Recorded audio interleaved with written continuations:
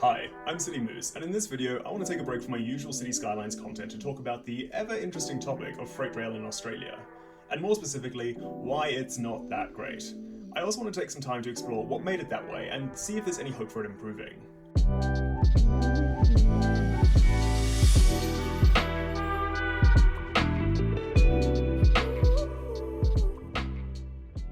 Now, some of you may have seen my previous City Skylines videos and noticed that my cities and their rail networks take a lot of inspiration from Australia. And if you haven't seen them, I encourage you to check them out. I think I do a pretty good job of recreating Australian-style urban layouts and rail networks. And that's because I live in Australia, and over time I've taken a pretty big interest in and seen firsthand how rail in Australia works, and then sometimes doesn't. So, is Australian freight rail all that bad? Well, yes and no. It could certainly be worse. In recent years, Australia has moved around 1.34 billion tonnes of freight by rail annually, which is quite substantial, and Australia actually ranks frequently among the top countries in the world by annual freight movements by rail, as we can see here, sitting just above Canada to claim the 5th spot. In fact, Australia is home to the 8th longest rail network in the world with over 33,000 kilometres of track, which I guess is to be expected given the country's immense size. So, everything's actually kind of looking good for freight rail in Australia, right? Well, it certainly does well, but when you start digging a bit deeper into the statistics, things start to unravel. Australia's freight rail movements are heavily dominated by what are called bulk commodities. These are things like coal, iron ore, and grain, things you either mine or farm. In fact, the single largest use for freight rail in Australia all sits in just one state, and that is the moving of iron ore from mines in the Pilbara region of Western Australia to the nearby ports, where it can be shipped off to places like China so it can be processed and used in manufacturing. The next most common use cases, transporting coal from coal mines in New South Wales and Queensland to the local coal ports in those states. We're starting to see a bit of a trend. But when you look beyond bulk commodities to the freight transport of general goods, the story changes. Trucks carry close to 5 times the amount of these goods when compared to rail, and on one of Australia's most critical internal trade links, the one between its two largest cities of Sydney and Melbourne, rail now accounts for just 2% of goods freight transport, down drastically from 40% in the 1970s. Now, the use of freight to transport bulk commodities is very important and both substantially more economical and better for the environment than if we were using trucks to do it instead, although one can question the environmental friendliness of moving coal at all. But this does begin to highlight one of the first major challenges facing freight rail in Australia: our geography. Australia is an island, a very big island, but it is completely surrounded by water. It's also a very dry island, particularly in its centre, which has led to almost all of its population, and as a result much of its industry and manufacturing, developing on its coastline. You might have seen images like this on places like Reddit or Twitter showing just how few people live in Australia's vast inland. What this means for rail, however, is that any freight movement is basically just an exercise in moving resources extracted inland to the nearest major coastal city. And because of historical policies that resulted in the mass offshoring of Australia's manufacturing capabilities, the resources are pretty much taken off the trains and dumped onto the first ship over to Asia. In some ways, Australia's geography is actually quite good for rail. It's basically the flattest continent, which is nice for trains as they don't like having to go up steep gradients. But our geography also means that if you want to transport goods from one major city to another, and basically every major city is on the coast, sorry Canberra, rails had to compete with shipping.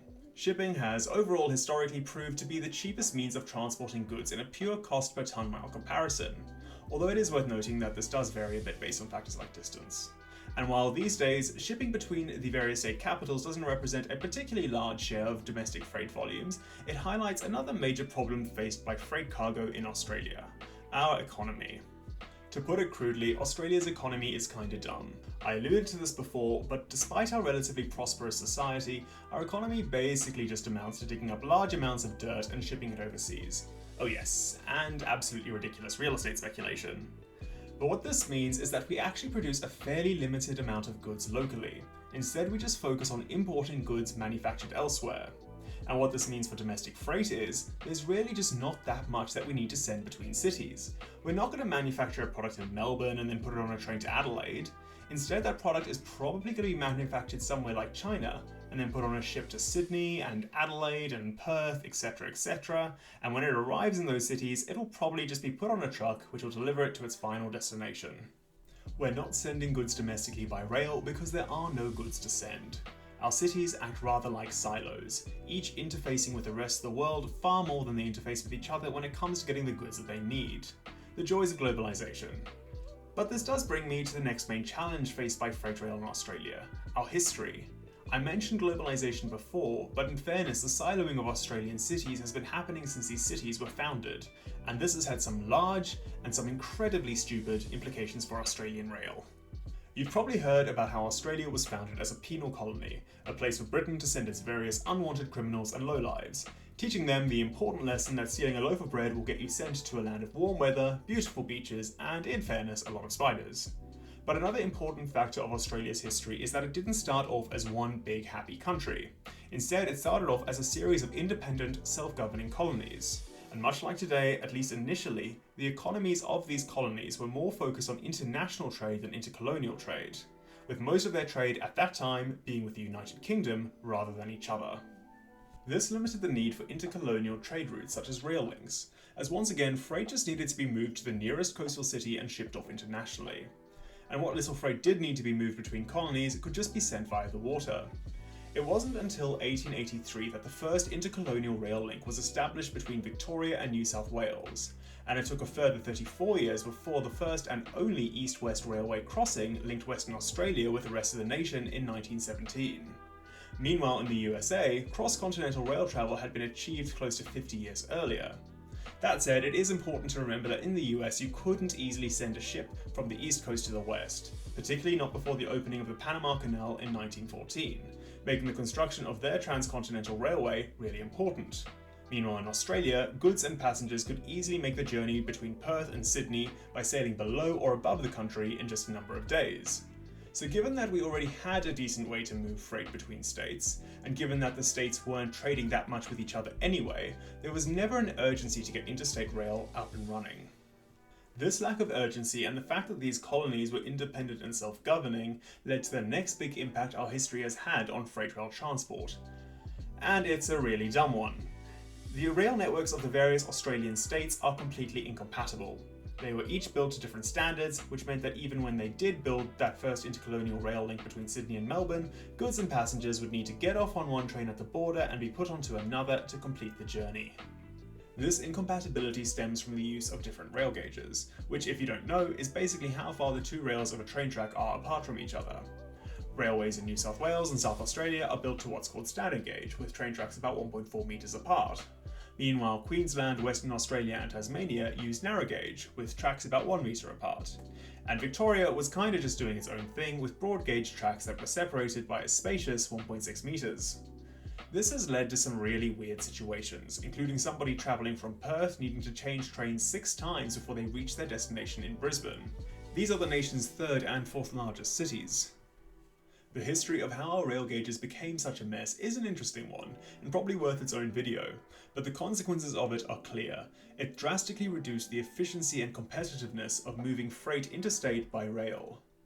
It can even be argued that this has had a huge effect on the way Australia developed in general, where in a place like America, the building of railways built strong connections between the various colonies and cities by allowing the easy movement of people and goods between them. In Australia, the incompatible rail networks of the neighbouring colonies only served to further isolate them and their economies from each other. One can only imagine how different Australia might have looked if the railways were all the same from the beginning. Over the years, there's been an effort to bring some degree of standardisation to the country's rail networks, and large sections of the main freight railways between the states have been rebuilt as either standard gauge or dual gauge, which is where a third rail has been added to the railway to make it compatible with trains built with different gauges. So it is now possible for a train to get from any state to another without a break of gauge, except Tasmania, but Tasmania is an island. And this has definitely improved things, but was it too little, too late? Much of Australia's rail networks are still built to different gauges, and what standardisation did happen took a long time. It wasn't until 1995 that all the various mainland state capitals were joined by a unified gauge. Which brings me to the final major issue that held back freight rail in Australia: politics. One of the reasons Australia's rail standardisation took so long, and has been done so half-heartedly, has been Australia's politicians. As early as 1921, a Royal Commission urgently recommended the conversion of much of Australia's railways to a single gauge. Despite this, progress was slow, and and successive governments either made small progress or no progress at all. Australia, like America, had been bitten by the car bug, and politicians were far more interested in pumping money into road and highway projects than they were about investing in rail infrastructure. This led to efficiency of trucking in Australia increasing rapidly, while rail made barely any progress at all.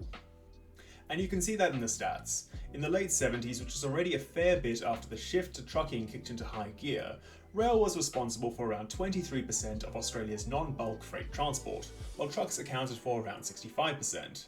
Fast forward to today, and rail's share has slid to just 17%, while trucking has grown close to 80%. Outside of standardisation, Australia's interstate railways have received very little investment, and almost all still follow the same windy, slow and inefficient alignments they followed when they were first built in the steam age close to 150 years ago. Meanwhile, most of the windy and narrow roads of the past have been upgraded to wide, straight highways, where cars and trucks can make journeys far faster than the equivalent rail route. Reports have suggested that investing in upgrading our key rail lines could see huge improvements to rail transport. Philip Laird from the University of Wollongong suggests that simple upgrades to the existing Sydney to Melbourne rail alignment could cut freight travel time to over 2 hours, encouraging greater rail mode share along that key route. But as it stands, we still have governments more interested in building out new road projects than improving our rail networks. Overall, while Australia's freight rail system is great at taking bulk commodities from mines and farms to ports, it is still held back from being something more by a mishmash of interconnected factors. From a geography that has meant rail has faced tough competition from shipping, to an economy that doesn't actually produce a lot of goods that need to be transported locally, to a history of incompatibility between state rail networks and a politics that is far more interested in investing in roads than it is in railways. But is there a way for it to be improved? There are definitely some tough hurdles to overcome, and some of the most needed changes, such as returning manufacturing to Australia's shores, would require a lot of political and economic willpower. But that said, there are some recent projects that point to things improving, if only slowly. In 2018, work finished to convert the Mildura and Murrayville railways to standard gauge, so rail gauge unification continues to make some progress. Even more impressive is the appropriately titled Inland Rail project, which aims to open a new 1,700-kilometre freight rail link between Victoria and Queensland, bypassing the congested railways of urban Sydney. The project has an estimated cost of a whopping 31 billion Australian dollars and is currently expected to be completed in the early 2030s. So we are making some improvements, but I'd like to see more. Transporting freight by rail can be substantially safer, more economical, and better for the environment than using trucks. And being such a flat and spread out country, Australia really is well suited to make better use of railways. Hey guys, that brings us to the end of the video. If you liked it and you want to see more stuff like it, please like and subscribe. I'm also going to link my TikTok in the description of the video if you want to see more of my short form content. I'm also interested to hear if you guys have any ideas for other videos I could do, so chuck a comment if you have any thoughts. Thanks for watching.